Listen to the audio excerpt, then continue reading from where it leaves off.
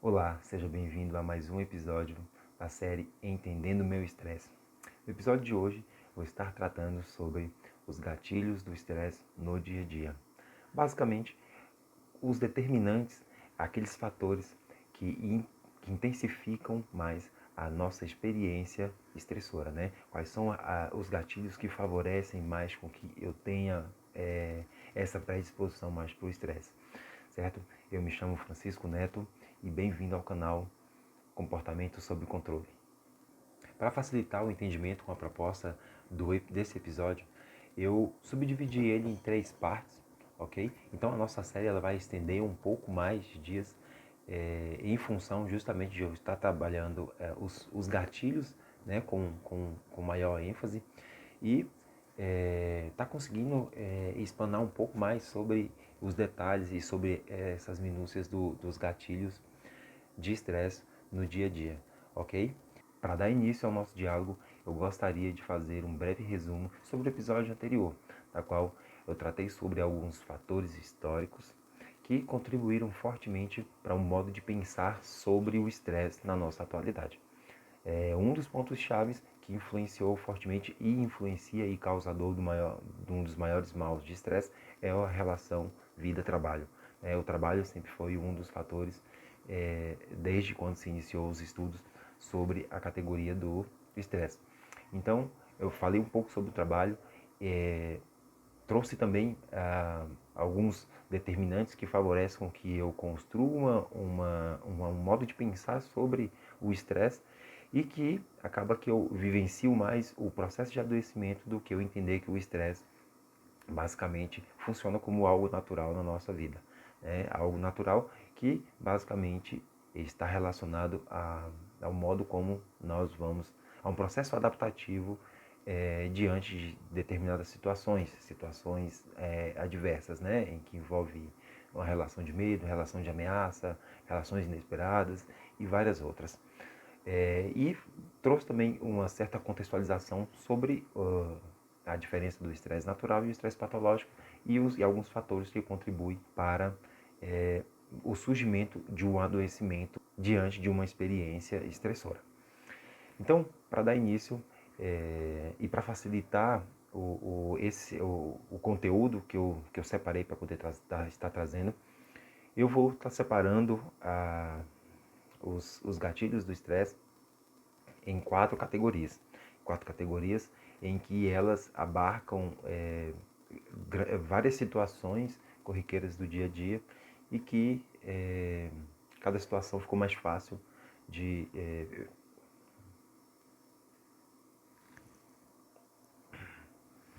Bem, para facilitar o entendimento do conteúdo que eu trouxe, eu separei o modo de compreensão dos gatilhos do estresse no dia a dia em 4 categorias.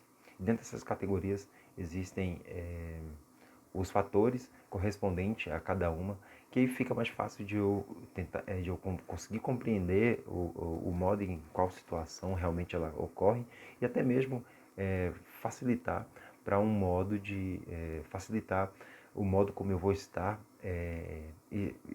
criando estratégias para poder estar lidando com a experiência de estresse. A primeira categoria está relacionado com o aspecto individual, o autoconhecimento. O autoconhecimento, como definição, tem-se por entendimento o ato de conhecer a si mesmo, ok? Só que algo importante é preciso ser mencionado, porque o autoconhecimento, por mais que seja uma prática milenar, desde que a humanidade existe, existe esse ato de se realizar o autoconhecimento com o passar e o moldar da sociedade, acabou que o autoconhecimento ele foi sendo substituído por outras atividades e outras coisas. Um modo de suprir, né, foi justamente a forma de suprir alguns anseios que o ser humano tem durante a vida, durante as suas experiências, e algumas inquietações, até mesmo os próprios fatores de ansiedade.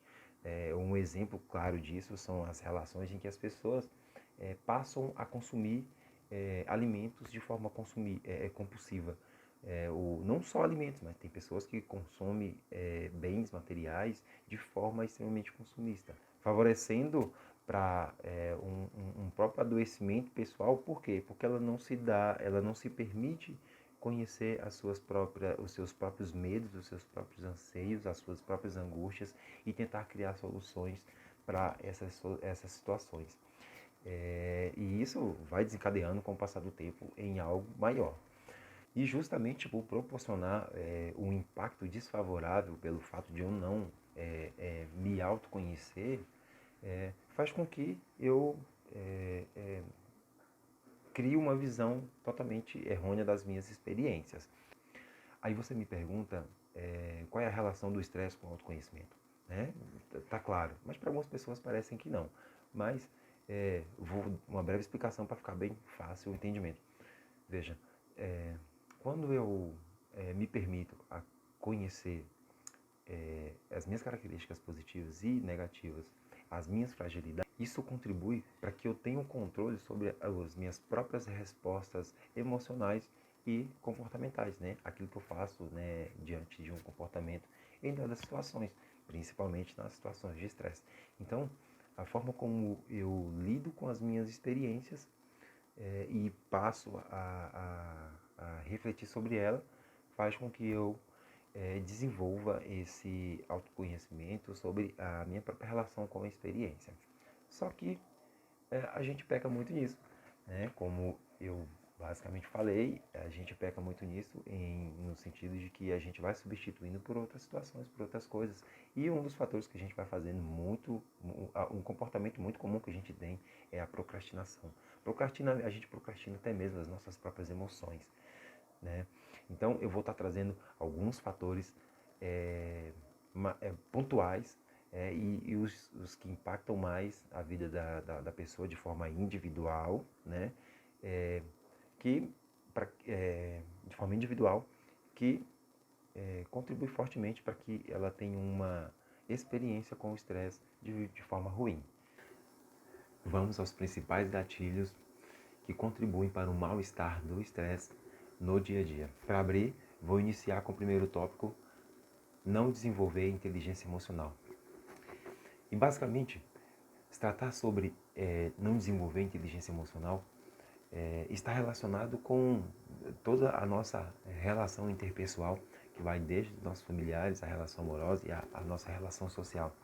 Quando eu não consigo controlar e não consigo identificar as minhas emoções, os meus sentimentos, tanto como eu não consigo também perceber isso no outro, nas nossas situações, nas experiências do dia a dia, eu passo a não ter um controle sobre isso.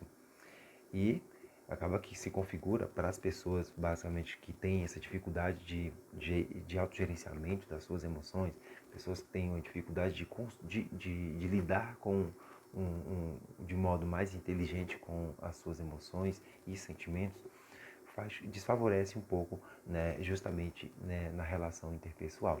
Veja, as pessoas que têm experiências estressoras e ansiosas e que elas não conseguem controlar, se configuram como pessoas que não têm uma boa inteligência emocional para estar lidando com essas situações. Primeiro por quê? Porque o estresse é algo entendível, que ele é algo natural. Apenas a forma como eu vou me portar diante da situação é que vai configurar se realmente eu tenho esse manejo ou não e de autocontrole sobre a situação. E na ansiedade é do mesmo jeito, a ansiedade também é um fator natural da gente e do organismo que com o autogerenciamento e consciência daquilo que eu estou fazendo e do quanto eu preciso me dispor para ser realizado uma dada situação ou solucionar um dado problema, faz com que eu desenvolva, faz com que eu tenha habilidades para poder estar lidando com as minhas emoções diante de situações ansiosas e estressadas. Quer ver um exemplo bem legal que vai fortalecer mais a ideia de pessoas que não conseguem ter um autocontrole sobre as suas emoções, que não conseguiram desenvolver de forma eficaz a inteligência emocional, são aquelas pessoas que, por qualquer coisa, elas geram conflitos em reuniões, a todo custo, ela cria conflitos dentro da relação interpessoal. Isso, com o tempo, acaba que as pessoas vão se distanciando e para a própria pessoa essa experiência é algo ruim, certo? Segundo tópico, autossabotagem. E somos mestres em autossabotagem. Vou trazer alguns exemplos típicos de situações em que expressamos a autossabotagem rotineiramente diante de várias situações. Somos mestres em autossabotagem, em criar limitações e privações, em construir muros nas possibilidades diante de uma experiência nova. Criamos dificuldades que não sabemos se realmente ela existe. E quando é para dizer não, a gente deixa de dizer não só para se sentir aceito no meio social. Então, são características importantes que faz com que a gente se auto-sabote e muitas pessoas não conseguem se perceber. O próprio processo de adoecimento que faz com que as pessoas procurem ajuda psicológica é justamente por isso, porque elas vão passando por esse processo de não aceitação até mesmo das suas próprias emoções, da forma como ela lida consigo mesma, e elas vão adoecendo aos poucos. E acaba que em determinados momentos ela tem que se propor a uma ajuda para não ter que agravar mais a coisa. E um exemplo muito interessante que eu separei foi que existem muitas pessoas que, dentro desse tópico de autossabotagem, né, dentro desse fator de autossabotagem que está integramente relacionado ao processo de autoconhecimento, existem pessoas que acreditam que não podem ser felizes. E isso justamente é em função da forma como ela pensa, ok? Então, a forma como ela pensa sobre o fato de se propor a ser feliz dificulta um pouco até mesmo dela construir situações e visualizar situações em que ela possa expressar a felicidade. Outro exemplo muito comum e típico no nosso dia a dia são as pessoas que exprimem dificuldades em desenvolver determinadas coisas. Elas falam que não têm capacidades para estar desenvolvendo algo.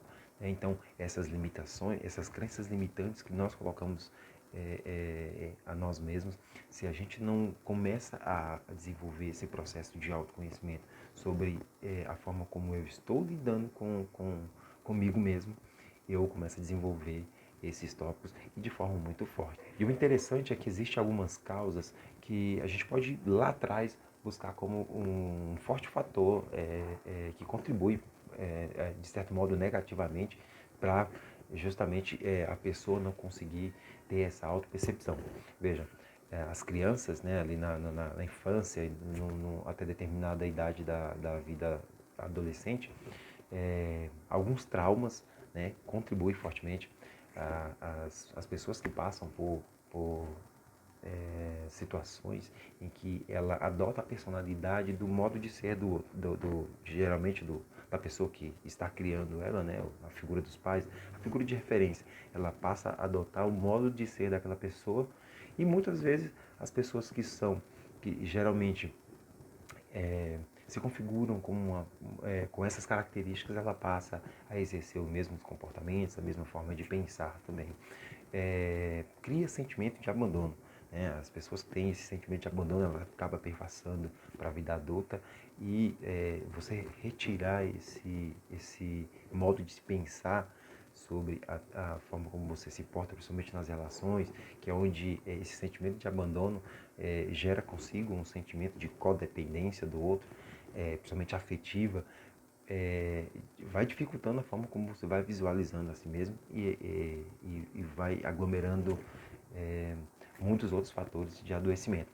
E um outro fator também que contribui e que justamente está relacionado ao período da infância e da adolescência é o aspecto de rejeição, né? Que acaba que casa junto com o sentimento de abandono, né? Sentimento de rejeição, sentimento de culpa, que faz com que eu me porte de forma contrária o tempo inteiro, ok? Então, vamos ao próximo tópico do relacionado ao autoconhecimento.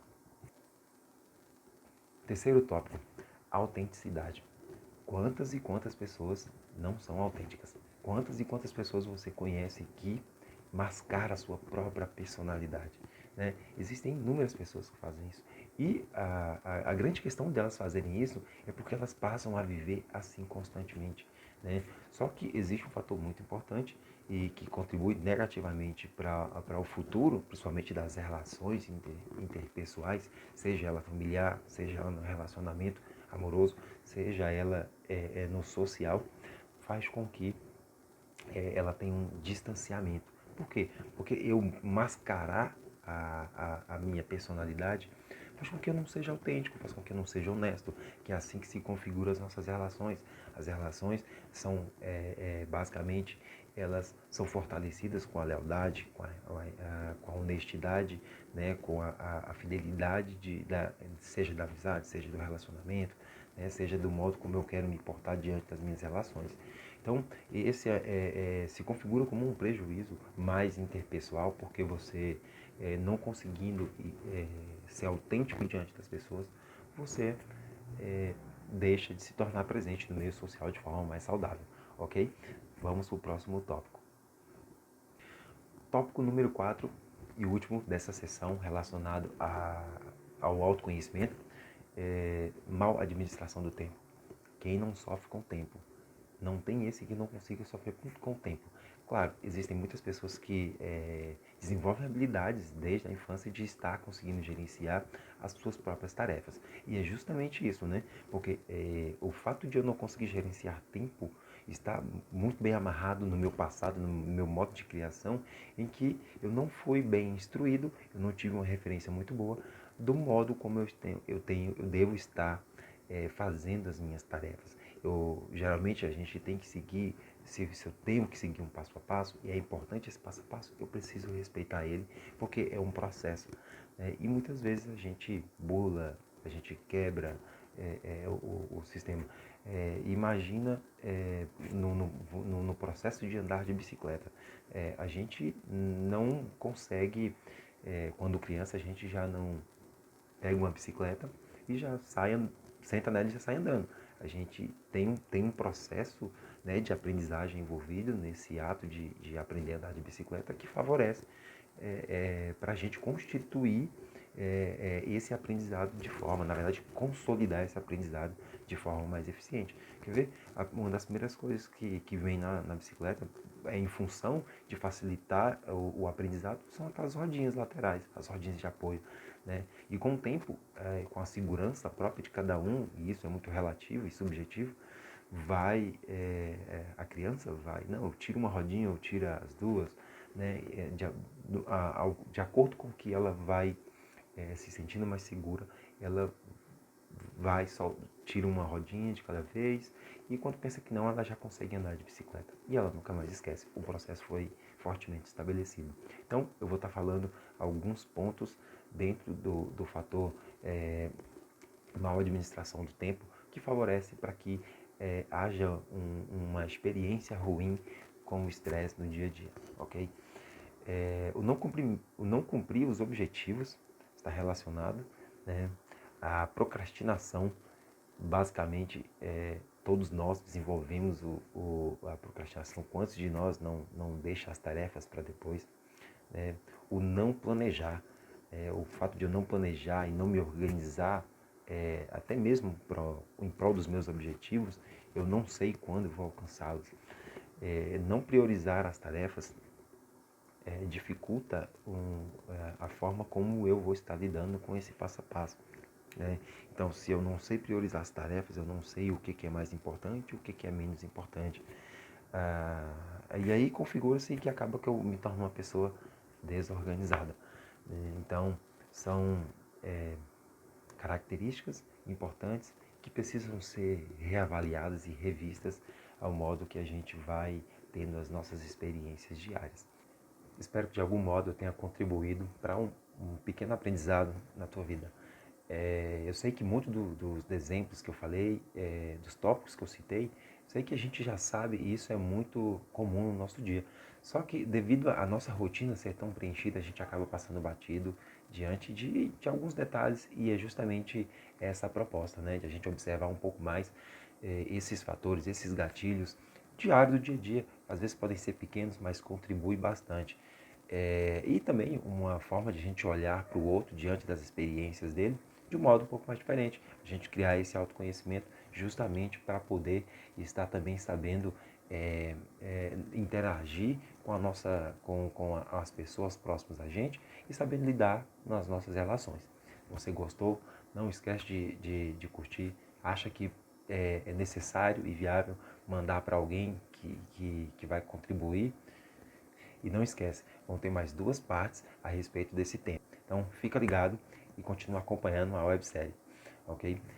Mais uma vez, um forte abraço, desejo tudo de bom, até mais. Tchau, tchau.